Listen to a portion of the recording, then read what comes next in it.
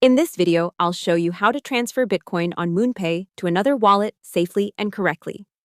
First, open the MoonPay app or the MoonPay checkout inside a partner app or website, then log in with your email and verification code.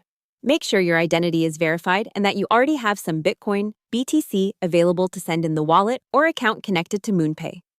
Next, prepare the recipient wallet address.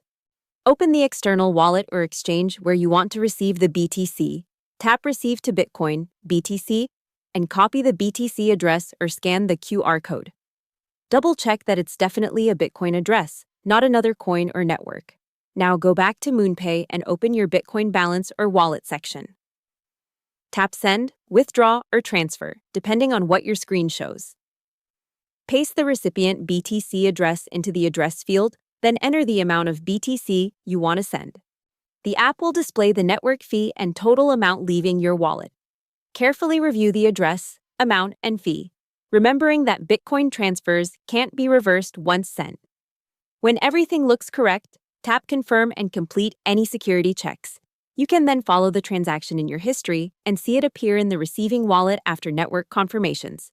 Hope the tutorial was helpful. Subscribe to my channel and see you in the next video.